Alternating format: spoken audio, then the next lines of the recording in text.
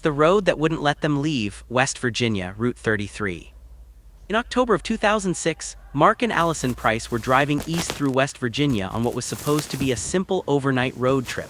They were newly married, cutting through the Appalachians to save time instead of staying on the interstate.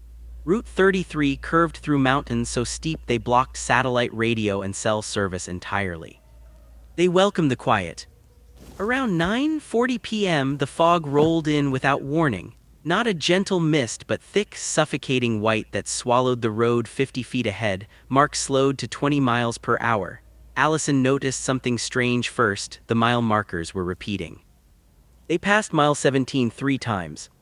Mark assumed exhaustion was playing tricks on them, but then the radio crackled to life. A man's voice spoke clearly through the static. "Y'all need to turn around." Mark checked the display. The radio was off. They drove another mile before the road narrowed unnaturally. Trees leaned inward. The fog pressed against the windshield as if trying to climb inside. Then they saw headlights ahead. Another car stopped sideways across the road. Mark pulled up slowly. The car was empty, engine cold, keys gone. As soon as Mark backed up, the fog thinned just enough for Allison to see shapes standing between the trees. Tall, motionless, watching. The radio came back on. "You missed your turn."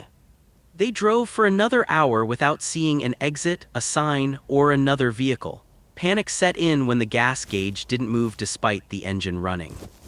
Finally, the fog lifted instantly like a curtain pulled aside. They were parked at the same gas station they'd stopped at 2 hours earlier, same clerk, same pump, same receipt time printed again. The clerk stared at them and said, "You folks look like you've seen the road." The Prices never took Route 33 again. Neither will anyone in that county after dark. What's good for them. 2. The woman in the backseat, Blue Ridge Parkway, Virginia. In 1998, 3 college students from North Carolina, Jared, Melissa, and Tom, took a late-night drive along the Blue Ridge Parkway after a concert. The road was empty, moonlit, and eerily calm. Near milepost 234, they saw a woman standing at a pull-off. She wore a white dress, no jacket, bare feet. Against better judgment, they stopped. The woman climbed into the back seat silently. She smelled of damp earth and leaves. Melissa turned to ask if she was okay and screamed. The woman had no eyes. Tom slammed the accelerator. The car fishtailed before regaining control. When Jared looked in the rearview mirror, the seat was empty. But the seatbelt was fastened. They didn't stop until dawn. Years later, Jared, now a park ranger, found old records documenting multiple accidents at that same milepost involving a woman thrown from a car in the 1940s. Survivors consistently reported she did not scream. Parkway staff unofficially warn night drivers never to stop for pedestrians. They won't tell you why. 3. The Appalachian motel that didn't exist, Eastern Kentucky. In 2014, a family of 4 driving from Ohio to Tennessee took a detour through eastern Kentucky after missing a highway exit. By midnight, they were lost, exhausted, and low on fuel. They found a motel. It wasn't on Google Maps. One flickering neon sign read simply, "Vacancy." Inside, the clerk never blinked. He slid them a key, room 7, without speaking. The room smelled of dust and old rain. The television played static no matter the channel. The bathroom mirror reflected the room incorrectly. The bed was on the wrong side. That night, their daughter woke screaming. "There's someone standing by the door," she said. No one was there. Morning came. The family packed quickly, unnerved. When they stepped outside, the motel was gone. No building, no sign, just a gravel lot swallowed by weeds. County records later confirmed there had been a motel on that land, burned down in 1971 with the owner still inside. Guests were never officially listed among the dead. 4. The GPS that led them into the mountain, Tennessee-North Carolina border. 2 friends from Atlanta followed GPS directions through the Smoky Mountains in 2019 to avoid traffic. Their route took them off paved roads and onto narrow dirt paths. The GPS insisted they continue, even when the road became impassable. Then the signal changed. The voice slowed, words stretched unnaturally. "Continue forward." Their headlights revealed something carved into the rock ahead, handprints pressed deep into stone. The car stalled.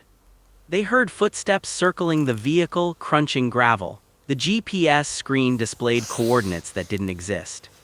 Then silence. The car restarted on its own. When they escaped back to the highway, the GPS history showed no record of the detour. Park rangers later told them quietly, "That mountain don't like shortcuts." 5. The children who wave at passing cars, West Virginia, Route 52. Truck drivers along Route 52 have reported seeing children standing along the road at night, waving. If you stop, they disappear. If you wave back, they follow. One driver in 2001 waved jokingly. For the next 30 miles, his CB radio picked up children laughing right behind him. State police logs contain dozens of unexplained breakdowns along that stretch. Engines die, lights fail, drivers report small handprints appearing on windows from the outside. Local legend claims a school bus plunged into the river in the 1930s. The river was never searched. No bodies were found. They're still trying to get home. 6. The road that keeps you. We weren't supposed to be on that road. The GPS recalculated without asking, dragging us off the interstate in West Virginia and into a stretch of pavement so narrow the trees scraped our doors. No houses, no lights, just forest and fog. The first time we passed the truck, I barely noticed it, rusted out, nose down in the ditch, a deer skull wired to the grill. The second time, my brother asked if I'd turned around. I hadn't. The fog thickened, the road curved in ways that didn't make sense, looping back on itself while still moving forward. The third time we passed the truck, the rust looked fresher, the skull cleaner. The fourth time there was blood on the pavement, still wet. The radio crackled. Road remembers. The fifth time, it was our car in the ditch. I recognized the dent in the passenger door, recognized my own jacket on the body slumped in the driver's seat. I screamed and slammed the gas. The fog broke like a curtain, and suddenly we were back on the highway, sun rising like nothing had happened. We didn't speak the rest of the drive. Weeks later, I noticed mud caked under the car, mud that smelled like rot and iron and never washed away. Sometimes late at night, my radio turns on by itself, and the voice asks when I'm coming